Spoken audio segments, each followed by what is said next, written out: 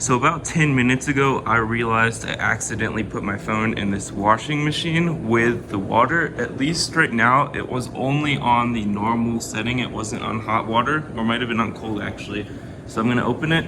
I couldn't stop it just because it wouldn't let me.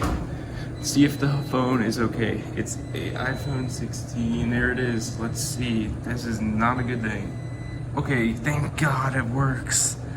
Well, I guess if you have a 16 and up, your phone should be good. It's still definitely wet.